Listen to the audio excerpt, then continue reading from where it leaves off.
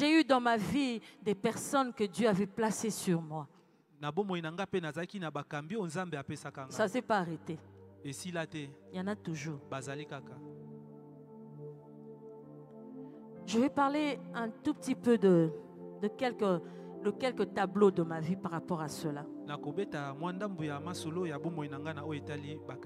Avant que je ne me marie, j'étais à l'église Compassion chez le pasteur Marcelo. J'étais worship leader, je conduisais les cultes. Et je me souviens des décisions importantes, de moments très importants de ma vie. Il était présent. Quand il fallait prendre des décisions qui allaient changer des choses, même dans mon ministère, il était là à prier pour moi. Il ne s'était pas arrêté à prier, mais il me donnait même la direction que le Seigneur voulait pour moi. Je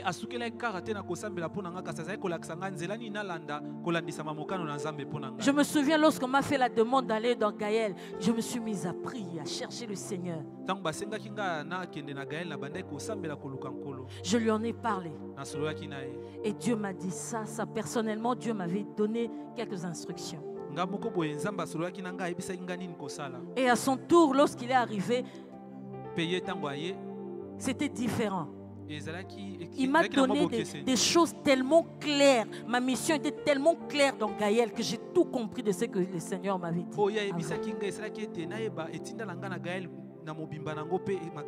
Je me souviens lorsque j'ai voulu prendre l'engagement pour me marier. Il a eu le temps de prier. Il est venu me dire ce que Dieu voulait. Vous savez, être leader, ce n'est pas toujours facile. Pouvons-nous être de ces leaders qui pour notre bien peuvent accepter de se séparer de nous?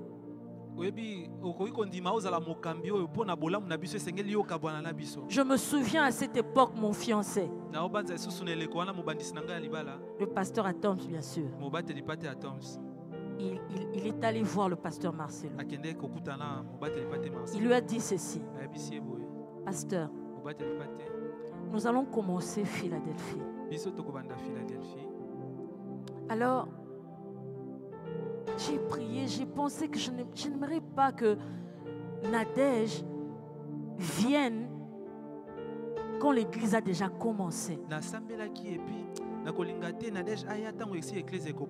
Je n'aimerais pas apporter des combats inutiles. Je ne sais pas si vous accepterez que Nadège commence déjà, même avant le mariage, qu'elle commence déjà là-bas quand Philadelphie va commencer. Et le pasteur Marcelo a dit: je suis totalement d'accord avec toi, parce que je sais des fois lorsque la femme vient rejoindre comment c'est compliqué. Il a prié pour moi, il m'a béni. Je suis partie à Philadelphie, je n'étais pas encore mariée. Les jours de mon mariage, c'est lui qui avait prêché. Sommes-nous prêts à nous sacrifier parce que tu as vu que ce qui attend cette personne doit être dans cette direction? Je préfère rester comme ça, mais je préfère me séparer de cette personne parce que je sais que c'est vers sa destinée.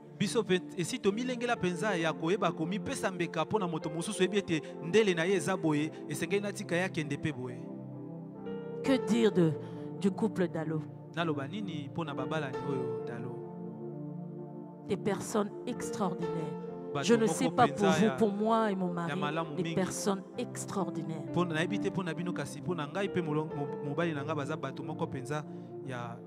Des leaders qui savent prier pour nous,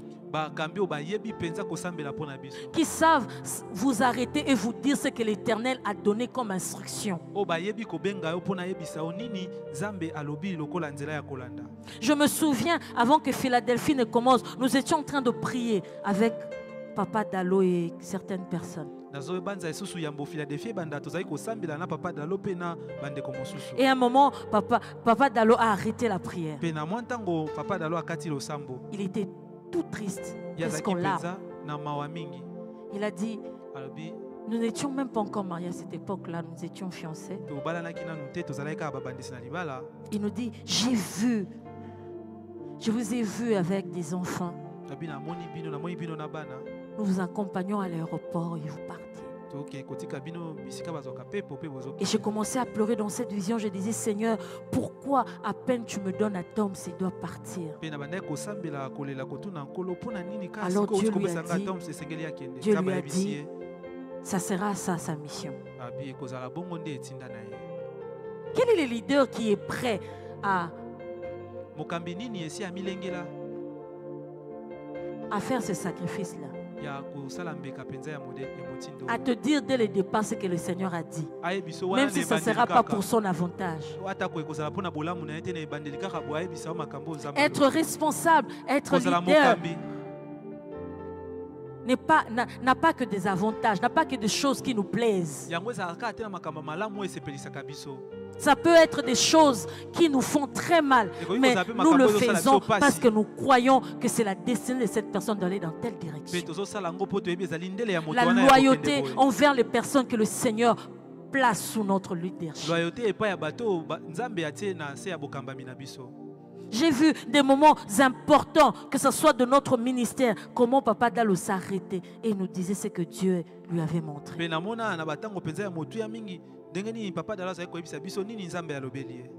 J'ai vu des moments où maman Viviane, elle m'a même pris, elle m'a emmené au restaurant pour atténuer un peu ce qu'elle allait me dire. Et en plein déjeuner, elle me dit ce que le Seigneur lui avait dit par rapport à moi. Il y avait des choses à changer.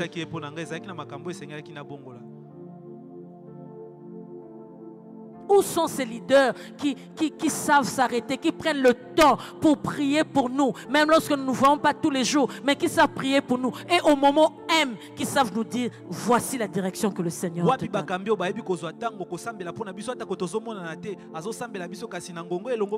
La loyauté n'est pas que le lot de ceux qui sont sous nos pieds ou sous notre leadership. La loyauté est aussi pour ceux, pour nous qui conduisons les gens.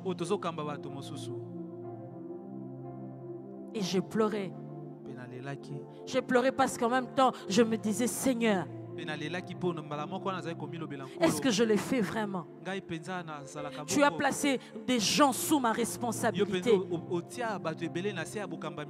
Est-ce que je prends suffisamment du temps pour eux dans ta présence?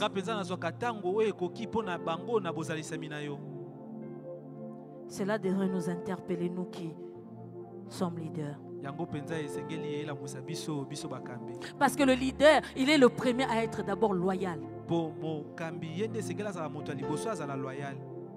La loyauté nous demandera de rendre ceux qui sont sous notre leadership meilleurs, même plus que nous.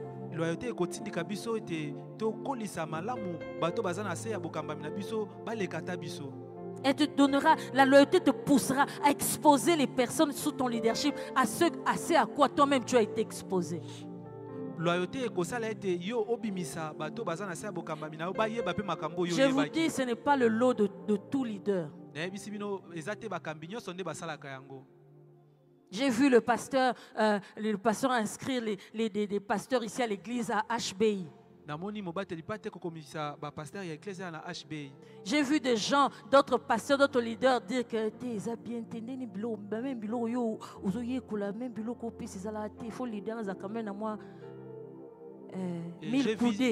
j'ai vu d'autres pasteurs leur dire c'est pas bien, tu leur montres des choses que toi tu sais, il doit y avoir une différence entre les leaders.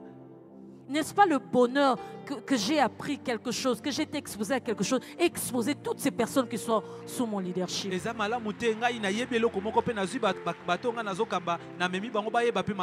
Ça nous poussera à avoir des occasions de formation, des occasions pour rendre ceux qui sont sous notre leadership meilleurs. C'est ça notre responsabilité.